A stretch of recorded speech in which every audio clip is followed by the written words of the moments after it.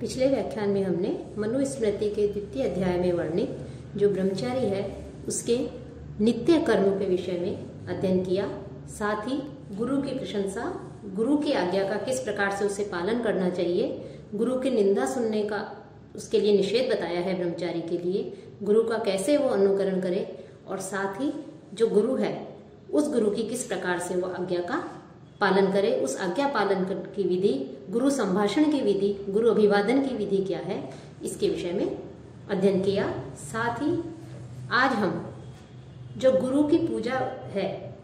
तो स्वयं यदि ब्रह्मचारी गुरु की पूजा करता है, गुरु की अर्चना करता है, तो उसका क्या विधान है, गुरु के साथ किस प्रकार से शिष्य को या ब्रह्मचारी बालक को जो है बैठना चाहिए, गुरु के साथ में किस प्रकार का आदर सत्कार करना चाहिए, आदरणीय जन गुरु के समान, गुरुवत सम्माननीय आदरणीय जन कौन होते हैं और किस प्रकार से उसे सम्मान करे, गुरु पत्नी के अभिवादन विधि, गुरु पुत्र जो है उसके भी अभिवादन विधि का इसमें वर्णन किया है। तो आज हम इसके विषय में अध्ययन करेंगे। तो अब जो गुरु है उस गुरु की ब्रह्मचारी जो है, जो शिष्य है, वो किस प्रकार से उनकी पूजा करे, उस पूजा का विधान क्या है, तो उसके विषय में बताते हुए महर्षि मनु कहते हैं, दूरस्थो न अर्चयेत एनम न क्रुद्धो न अंतिके स्त्रियः यान आसन स्तश्च एनम अवरुह्य अभिवादयेत। जो शिष्य है वो दूरस्थ है कि दूर से, अर्थात दूर में स्थित, स्वयं दूर रह करके, क्रुद्ध है क्रोधित होकर के, अर्थात स्वयं दूर रहकर किसी अन्य मनुष्य के द्वारा और स्वयं क्रोधित होकर के किसी भी कारण से यदि वो क्रोधित है तो क्रोधित होकर के स्त्रियः अंतिके वा, और स्त्री के समीप बैठ करके जो है एनम न अर्चयेत, जो शिष्य है उसे गुरु की पूजा नहीं करनी चाहिए। कि शिष्य स्वयं दूर रहकर, अर्थात किसी अन्य मनुष्य के द्वारा गुरु की पूजा उसे नहीं करवानी चाहिए, क्रोधित होकर के और स्त्री के समीप बैठ करके गुरु की पूजा वो नहीं करे। यान आसन स्थिर, कि जो यान आदि है, सवारी आदि है और आसन आदि है, उस पर बैठा हुआ जो शिष्य है वो एनम अवरुह्य, उनसे उतर करके, किसी यान से या आसन से उठ करके जो है वो अभिवादये, गुरु का अभिवादन करे, गुरु को प्रणाम करे। अर्थात यदि शिष्य शैया और किसी आसन पर स्थित है तो ऐसी स्थिति होने पर और गुरु के आने पर स्वयं वहां से उठ के और उठ करके अभिवादन करने के लिए कहा गया है। अर्थात यान और आसन पर बैठे बैठे ही गुरु का अभिवादन नहीं करे, प्रणाम नहीं करे, अपितु उतर करके जो है गुरु के अभिवादन करने के लिए, गुरु का पूजा करने के लिए, नमस्कार प्रणाम आदि करने के लिए कहा गया है। अब यदि वायु जो है वो यदि प्रतिकूल या अनुकूल यदि वायु बह रही है, कि प्रतिकूल और अनुकूल वायु है, तो उस स्थिति में भी वो गुरु के पास में बैठ करके वार्तालाप नहीं करे। तो गुरु के साथ इस प्रकार से बैठने के लिए यहाँ पर निषेध करते हुए कहते हैं, प्रतिवाद अनुवाते च न आसीत गुरुना से असंश्रवे च गुरोह न किंचित अपि कीर्तयेत। कि शिष्य जो है वो प्रतिवाते अनुवाते च, कि प्रतिवाते, कि प्रतिकूल वायु चलने पर, अर्थात प्रतिकूल वायु अर्थात गुरु की ओर से शिष्य की ओर आने वाली जो हवा होती है उसे प्रतिवाद कहते हैं या प्रतिकूल वायु कहलाती है। तो प्रतिवाद और अनुवाद अर्थात अनुकूल वायु, कि शिष्य की ओर से गुरु की ओर आने वाली जो वायु है, हवा है, उसमें जो है शिष्य वो गुरुणा सह न आसी, गुरु के साथ में नहीं बैठे, असंश्रवे, और जहां गुरु नहीं सुन सके, किंचित अपि न कीर्तयेत, वहां जो है कुछ भी वो गुरु के विषय में या किसी अन्य दूसरे विषय में जो है वो बात नहीं करे। अर्थात यहाँ प्रतिवाद और अनुवाद, कि प्रतिकूल और अनुकूल, ये दोनों तरफ की यदि वायु चल रही है तो ऐसी स्थिति में शिष्य के लिए कहा गया है कि वह गुरु के समीप नहीं बैठे, गुरु के साथ में ब्रह्मचारी जो है वो नहीं बैठे, और जहां से गुरु को न सुनाई दे इतनी दूर से भी जो है वो गुरु के साथ में संभाषण वार्तालाप आदि नहीं करे, गुरु से जो है कोई बात नहीं कहे। तो गुरु के साथ में साथ ही जो अश्व आदि हैं, बैल आदि हैं, ऊंट आदि है, सवारी है,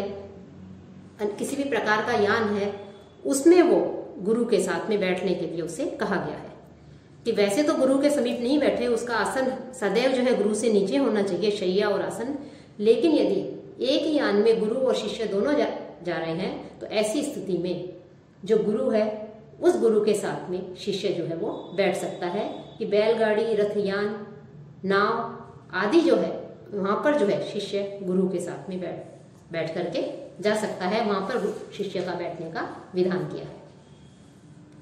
अब जो गुरु है उस गुरु के भी यदि गुरु हों तो उनसे भी जो है गुरु तुल्य ही आचरण करने के लिए कहते हुए मनु कहते हैं कि जो गुरु है उसके भी गुरु यदि पास में स्थित हो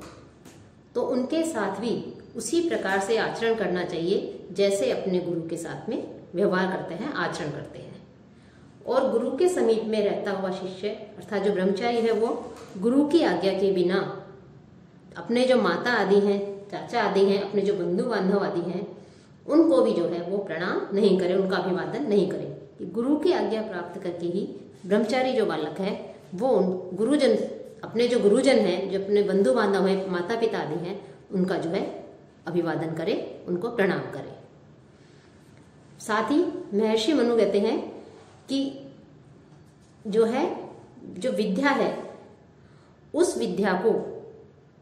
जो पढ़ाने वाले हैं, विद्या का ज्ञान देने वाले हैं, तो ब्रह्मचारी को चाहिए कि वह विद्या गुरुओं में से और अपने वंश वालों में से, अधर्म का निवारण करने वालों से और हितकर जो उपदेश करने वाले हैं उन हितकारी उपदेश करने वालों से इसी प्रकार का ही जो है उन्हें आचरण करना चाहिए, व्यवहार करना चाहिए। अर्थात इनके साथ भी गुरुवत आचरण करना चाहिए क्योंकि ये गुरु के समान ही आदरणीय है, सम्माननीय है। कि यहाँ महर्षि मनु ने कि विद्या गुरुओं में और अपने वंश वालों में जो अधर्म को दूर करते हैं, अधर्म का नाश करते हैं, ऐसे लोगों के लिए और जो कल्याणकारी उपदेश देने वाले हैं ऐसे लोगों को भी गुरु के समान ही माना है। और गुरु के समान ही मानने के कारण गुरुवत आदरणीय, सम्माननीय उन्हें कहा गया है। साथ ही उन्होंने कहा है कि गुरु के समान आदरणीय और कौन है कि श्रेयः सु गुरुवत वृत्तिम नित्यमेव समाचरेत गुरुपुत्रेषु चार्येषु गुरोश्च स्वबंधुषु। कि जो ब्रह्मचारी है वो श्रेयसु कि जो श्रेष्ठ लोग हैं, प्रशस्त जो लोग हैं, श्रेष्ठ जनों में, गुरुपुत्रेषु गुरुपुत्रों में, आर्येषु जो योग्य जन जो है, योग्य जो लोग हैं उन लोगों में, गुरु में, गुरु के जो स्वबंधुषु और गुरु के बंधु बांधव जो हैं उन बंधु बांधवों में गुरुवत वृत्ति, गुरु के समान ही व्यवहार जो है नित्यम आचरित, नित्य उसे करना चाहिए, सर्वदा उन्हें इसी प्रकार का व्यवहार करना चाहिए। कि बहुत से जो लोग हैं उन लोगों में यदि बड़े लोगों के साथ में श्रेष्ठ जो गुरु पुत्र हैं उनमें, गुरु के बंधु बांधवों में के साथ भी सर्वदा जो है गुरु के समान ही गुरुवत आचरण करने के लिए कहा गया है। कि विद्या आदि में श्रेष्ठ लोगों के साथ भी उसी प्रकार से आचरण करे जो ब्रह्मचारी शिष्य है वो जैसा अपने गुरु के साथ में करता है, क्योंकि ये सम्माननीय है, पूजनीय है। और गुरु के समान ही सम्माननीय और कौन है उनके लिए कह रहे हैं कि गुरु का पुत्र यदि छोटा हो या समान अवस्था वाला हो अथवा यज्ञ विद्या आदि में वो शिष्य हो, यज्ञ कर्म में वह गुरु के समान ही हो तो वह सम्मान पाने के योग्य है। कि गुरु का जो पुत्र है, ज्येष्ठ पुत्र है, वो तो सम्माननीय, आदरणीय है ही, लेकिन इसके अलावा गुरु का जो छोटा पुत्र है उस छोटे पुत्र को भी, चाहे वो अल्प वयस्क हो या समवयस्क हो या शिष्य ही क्यों न हो, अध्यापन करते हुए और यज्ञ कर्म में वह जो है गुरु के समान ही उसे सम्माननीय माना गया है। गुरु के समान ही वो उसे आदर करना चाहिए, सत्कार करना चाहिए, समान जो है उसे गुरु के मान करके वो प्रणाम का अधिकारी है, आदर का अधिकारी है, सम्मान का अधिकारी है। अब लेकिन यहाँ पर जो गुरुपुत्र है उस गुरुपुत्र की आंगिक सेवा का निषेध किया है। कि गुरु के लिए तो आंगिक सेवा का विधान बताया है कि गुरु की तो सेवा करनी चाहिए शिष्य को, लेकिन गुरुपुत्र जो है उस गुरुपुत्र की आंगिक सेवा करने के लिए यहाँ पर जो है महर्षि मनु ने मना किया है। साथ ही जो गुरु पत्नी है उस गुरु पत्नी के अभिवादन के लिए भी महर्षि मनु कहते हैं कि गुरु की पत्नी भी जो है वो गुरु के समान एक तरह सम्माननीय है, आदरणीय है, पूजनीय है। तो गुरु की सवर्ण स्त्रियों के साथ में भी गुरु के समान ही अभिवादन आदि करके उनका आदर प्रकट करना चाहिए। कि गुरुवत प्रति पूज्य स्युः सवर्ण गुरु योषित है, असवर्ण तो संपूज्य प्रत्युत्थान अभिवादने ही। कि सवर्ण गुरु योषित है, कि सवर्ण जो गुरु की पत्नियां हैं अर्थात सजातीय जो गुरु की पत्नियां हैं, उन गुरु की पत्नियों का, कि गुरु की सवर्ण जो पत्नियां हैं, सजातीय जो पत्नियां हैं, उन सजातीय गुरु पत्नियों का जो पूजन है वो पूजन जो है गुरुवत प्रति पूज्य, गुरु के समान ही करना चाहिए। जैसे गुरु का अभिवादन किया जाता है, गुरु का सम्मान किया जाता है, गुरु का प्रणाम आदि किया जाता है, वैसे ही गुरु की सजातीय सवर्ण गुरु जो पत्नियां हैं उनका भी जो है सम्मान करना चाहिए। लेकिन यदि वे असवर्ण तो, यदि वे असवर्ण हो, कि सजातीय नहीं हो, कि अपने वर्ण की नहीं हो, असवर्ण हो, ऐसी गुरु की पत्नियों का सम्मान जो है किस प्रकार से करना चाहिए, उसके लिए महर्षि मनु कह रहे हैं प्रत्युत्थान अभिवादन ही संपूज्य। कि असवर्ण गुरु की जो पत्नियां हैं, असजातीय जो गुरु की पत्नियां हैं, उनके स्वागत में उठ करके और अभिवादन करके ही उनके प्रति जो है सम्मान और अपना आदर जो है प्रकट कर देना चाहिए। अर्थात गुरु की सवर्ण स्त्रियों को तो गुरु के समान पूजनीय सम्माननीय बताया है, और जैसे गुरु का अभिवादन सम्मान प्रणाम किया जाता है वैसे उन्हें भी करना चाहिए। लेकिन गुरु की असवर्ण स्त्रियां हैं उनके लिए केवल उठ करके और नमस्कार मात्र ही जो है उनके लिए आदर प्रकट करने के लिए कहा गया है कि वो उठकर और प्रणाम से ही वो सत्कार के योग्य है। यहाँ पर जो गुरु पत्नी है, गुरु के लिए तो उसके आंगिक सेवा के विषय में बताया है, लेकिन गुरु पत्नी की जो है उसकी आंगिक सेवा का भी यहाँ पर निषेध किया गया है कि गुरु पत्नी के तेल मर्दन, स्नान, उपटन आदि, बालों पर सुगंध आदि लगाना, इस प्रकार के जो है कार्य नहीं करने चाहिए। और गुरु पत्नी की जो है उसके चरण स्पर्श का भी निषेध करते हुए महर्षि मनु कहते हैं कि पूरे 20 वर्ष के, कि 20 वर्ष के हों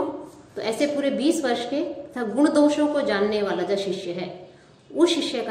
को यह चाहिए कि वह जो युवा गुरु पत्नी है उन गुरु पत्नी के चरणों में गिर करके जो है प्रणाम नहीं करना चाहिए। कि गुण और दोषों को सविशेष जानने वाले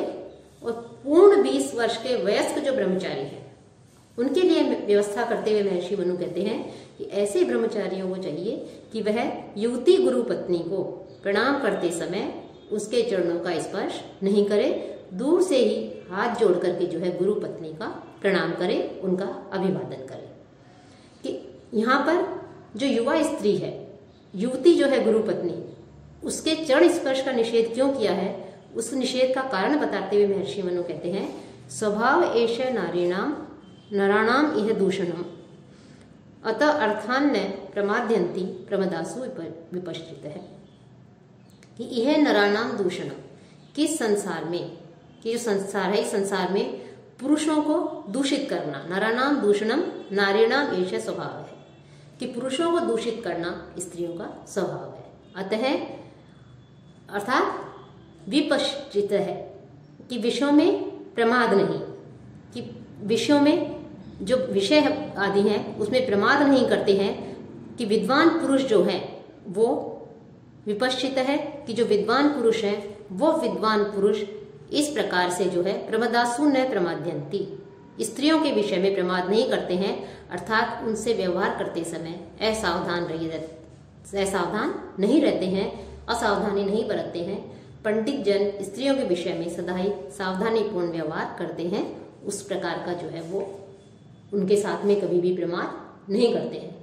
क्योंकि वो इस बात को अच्छी तरह जानते हैं कि किस प्रकार से जो है पुरुषों को दूषित करना यहाँ पर स्त्रियों का स्वभाव बताया है। कि यहाँ सभी स्त्रियों, मुख्य रूप से यदि हम देखा जाए, इसकी गहराई में जाए तो सभी स्त्रियां इस प्रकार से के स्वभाव वाली प्राय नहीं होती हैं। यहाँ पर महर्षि मनु का तात्पर्य है कि यदि कि स्त्रियां को भी जो भोग्य स्वरूप है, जो कामुक स्वरूप है, जो पुरुषों को अपनी ओर आकर्षित करती हैं, इस प्रकार की स्त्रियों को के विषय में मुख्य रूप से यहाँ पर मनु ने यही कहा है कि ऐसी इस प्रकार की युवा स्त्रियों से जो है प्रणाम उनके चरणों का स्पर्श करते समय सावधानी रखनी चाहिए, क्योंकि प्रकृष्ट यौवन मद से मदमस्त जो स्त्रियां होती हैं, वो मदमस्त स्त्रियां काम क्रोध के वशीभूत होकर उनके पीछे जो मूर्ख जो पुरुष हैं, जो इस प्रकार की कामुक जो स्त्रियां हैं, जो जिनका जो भोग्य स्वरूप है, जो पुरुषों को अपनी ओर आकर्षित करके पतन की ओर ले जाती हैं, इस प्रकार के व्यवहार वाली स्त्रियां सम्माननीय भी हैं कि जो अपने धर्म का, अपने कर्तव्यों का पालन करने वाली हैं, अपने नियमों के अनुसार चलने वाली हैं, उन स्त्रियों को तो सम्माननीय स्थान प्रदान किया गया है, महत्व प्रदान किया गया है। लेकिन प्रकृष्ट यौवन मद से मदमस्त जो पुरुषों को अपनी ओर आकर्षित करके उनके पतन की ओर ले जाती है, ऐसी स्त्रियों से दूर रहने के लिए जो है महर्षि मनु ने इस कहा है कि ऐसी स्त्रियों से जो है दूर रहना चाहिए। साथ ही एक विद्वान व्यक्ति को, बुद्धिमान व्यक्ति को एकांत में, चाहे वो अपनी माता हो, बहन हो या कोई भी हो, उनके साथ में एकांत में बैठने का निषेध किया है। वो क्योंकि जो इंद्रियां हैं, वो इंद्रिया समूह जो है अत्यधिक चंचल होता है, और वो विद्वान पुरुष को,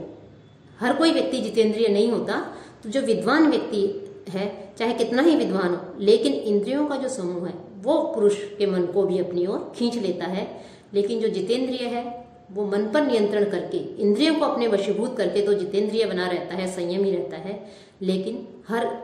जो व्यक्ति है वो मुख्य रूप से इंद्रियों के वशीभूत हो जाते हैं। इसलिए एकांत में जो है स्त्रियों के साथ में बैठने से का निषेध किया है, पराई स्त्री के साथ। साथ ही जो युवती गुरु पत्नी है, उसके चरण स्पर्श के लिए जहां मनु ने मना किया है, तो उसका अभिवादन किस प्रकार से किया जाए, इसके लिए महर्षि मनु कहते हैं कि तरुण या युवा जो गुरु पत्नियां हैं, उन युवा पत्नियों को यह मैं हूं, यह कहता हुआ पृथ्वी पर अच्छी प्रकार से विधि पूर्वक जो है उनको प्रणाम करें कि कामम तु गुरु पत्नी नाम युवती नाम युवा भुवि विधिवत वंदनम कुर्यात असौ अहम इति ब्रुवन्। कि तरुण जो शिष्य है, उस शिष्य को, युवा जो शिष्य है, युवक शिष्य तरुणी गुरु पत्नियों को विधि पूर्वक यह मैं हूं, असौ अहम, यह मैं हूं, ऐसा कहते हुए यथेष्ट रूप से पृथ्वी पर झुक करके गुरु पत्नी का अभिवादन करे, उन्हें प्रणाम करे, उनके चरणों का जो है वो स्पर्श न करे। और यदि प्रवास से लौट रहा है, कि यहां तो अभी गुरु के चरणों का, गुरु पत्नी के चरणों के स्पर्श का निषेध किया है, लेकिन यदि जो शिष्य है वो प्रवास से वापस लौट रहा है, विदेश से आ रहा है, तो गुरु पत्नियों के चरण स्पर्श करके नित्य जो है उन्हें प्रणाम करने के लिए कहा गया है। कि ब्रह्मचारी जो बालक है वो शिष्टों के आचरण का स्मरण करता हुआ प्रवास से जब वापस लौटता है, तो लौटने पर जो किस प्रकार से व्यवहार करना चाहिए, सज्जनों के शिष्टाचार को जानता हुआ, वो गुरु पत्नी जो है उन गुरु पत्नियों के चरणों का स्पर्श करे। लेकिन प्रतिदिन जो है गुरु पत्नी, युवा जो गुरु पत्नी है, उसके चरणों के स्पर्श का निषेध किया है। प्रतिदिन उसे पृथ्वी पर झुक करके प्रणाम करना चाहिए। लेकिन यदि ब्रह्मचारी बालक कहीं बाहर से आता है, प्रवास से आता है, विदेश से आता है, तब उस समय गुरु जो पत्नी है उसके चरणों के स्पर्श के जो है वो कर सकता है। ये और उससे भिन्न अवसर पर नित्य प्रति जो विधि बताई गई है, झुक करके, उस विधि से पृथ्वी पर झुक करके उसे प्रणाम करना चाहिए। अब गुरु की जो सेवा है, उस सेवा से क्या फल मिलता है कि गुरु का अभिवादन करने से, प्रणाम करने से, गुरु की सेवा करने से शिष्य को किस फल की प्राप्ति होती है, उसके लिए कह रहे हैं यथा खनन खनित्रेण नरो वाह यह अधिगच्छति तथा गुरुगताम विद्याम शुश्रूषु अधिगच्छति। यथा नर है कि जैसे जो मनुष्य है, यथा कि जैसे मनुष्य जो है वो खनित्रेण खननवारी, कि खनित्रेण खनन कि जो कुदाल होता है या जो फावड़ा जिससे खोदा जाता है, फावड़ा जिसे कह सकते हैं, कुदाल से खनन खुदाई करते हुए वारी अधिगच्छति जल को प्राप्त कर लेता है। कि जैसे कोई मनुष्य है वो कुदाल से या फावड़े से भूमि को खोदता है और खोद करके कुआं, तालाब या कुछ बावड़ी बना देता है और उससे जो है उसे जल की प्राप्ति होती है, जल प्राप्त कर लेता है। उसी प्रकार से शुश्रूषु गुरुगताम, शिष्य जो है वो गुरु सेवा में तत्पर रहता है, तो गुरु सेवा में तत्पर रहने वाला शिष्य विद्याम अधिगच्छति, शीघ्र ही जो है विद्या को प्राप्त कर लेता है। जिस विद्या को, जिस वेद का ज्ञान प्राप्त करना चाहता है, उस विद्या को, संपूर्ण विद्या को, कि गुरु में स्थित संपूर्ण विद्या को, संपूर्ण ज्ञान को जो है वो शिष्य प्राप्त कर लेता है। इसलिए शिष्य जो है उसे नित्य गुरु की सेवा करनी चाहिए, अभिवादन करना चाहिए, गुरु की आज्ञा का पालन करना चाहिए। साथ ही जो ब्रह्मचारी है वो मुंडे मस्तक वाला हो, अर्थात मूड अतः सर जो है उसको, केश जो है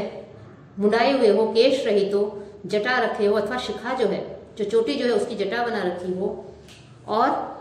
जटाधारी साधु हो अथवा शिखा की जटा रखने वाला ब्रह्मचारी हो, उसके गांव में रहते समय न तो सूर्योदय होना चाहिए और न ही सूर्यास्ती। अभिप्राय यह है कि सूर्योदय से पहले इस प्रकार के जो ये व्यक्ति हैं कि केश रहित, जटाधारी या शिखा की जटा रखने वाले जो हैं, ये लोग सूर्योदय से पहले जो है गांव में नहीं जाना चाहिए, और सूर्यास्त के पश्चात जो है गांव में नहीं रुकना चाहिए। अर्थात सूर्योदय और सूर्यास्त इन दोनों के बीच में जो है वो गांव में निवास कर सकता है। सूर्योदय और सूर्यास्त के पहले और बाद में जो है वो गांव में नहीं रहे, केवल गांव से बाहर जाकर के अपने अग्निहोम, अग्निहोत्र आदि जो कर्म बताए हैं उन कर्मों को वो करे। और यदि ब्रह्मचारी को स्वेच्छा से सोते समय, अच्छा नियम तोड़ने का प्रायश्चित बताया है, यदि स्वेच्छा से सोते हुए यदि उसका सूर्योदय हो जाए ग्राम में, या अज्ञात रूप से सूर्यास्त हो जाए, तो उस दिन जप करते हुए उसे उपवास करने के लिए कहा गया है। ये उसके लिए प्रायश्चित है कि जिस ब्रह्मचारी को सोते हुए सूर्योदय हो जाए अथवा सूर्यास्त हो जाए, वह यदि दोष निवारण रूप प्रायश्चित करे तो पाप से मुक्त हो जाता है, और यदि दोष निवारण रूप ये प्रायश्चित नहीं करता है, तो प्रायश्चित का अनुष्ठान नहीं करता है, तो वह बहुत बड़े पाप का भागी बनता है, महत् पाप से वो युक्त हो जाता है। और यहाँ पर साथ ही महर्षि मनु जो है वो आचमन की महत्ता बताते हुए कहते हैं कि आचम्य प्रयतो नित्यम उभे संध्ये समाहित है, शुचौ देशे जपन जप्य अनुपासित, जप्यम जपन अनुपासित यथा विधि। कि जो आचम्य प्रयत है कि जल से आचमन करके, नित्यम समाहित है, नित्य नियमित रूप से एकाग्रचित होकर के, शुचौ देशे पवित्र देश में, पवित्र स्थान पर, जप्यम जपन कि प्रणव सहित जो सावित्री मंत्र है, गायत्री मंत्र है, ओंकार सहित जो गायत्री मंत्र है, उस मंत्र का जपन जप करते हुए, उभय संध्य दोनों समय जो है यथा विधि उपासित कि दोनों समय विधि पूर्वक संध्योपासना करें। यहाँ संध्योपासना की महत्ता बताते हुए महर्षि मनु कहते हैं कि ब्रह्मचारी को नियमित रूप से नित्य एकाग्रचित्त होकर के पवित्र स्थान पर ओंकार सहित गायत्री मंत्र का जप करते हुए प्रातः और सायंकाल दोनों समय संध्योपासना का विधान करना चाहिए, संध्योपासना करनी चाहिए। तो इस प्रकार से जो है उसे संध्योपासना करने के लिए महर्षि मनु ने कहा है कि शिष्य को नित्य प्रतिदिन जो है संध्योपासना करनी चाहिए। साथ ही जो धर्म, अर्थ, काम, मोक्ष, ये चार जो है पुरुषार्थ माने गए हैं कि मानव जीवन का जो लक्ष्य है, मानव जीवन का चरम लक्ष्य है धर्म, अर्थ, काम, मोक्ष। ये चार पुरुषार्थ मानव जीवन के परम लक्ष्य माने गए हैं। और प्रत्येक मानव धर्म करता है, जो पुण्य है,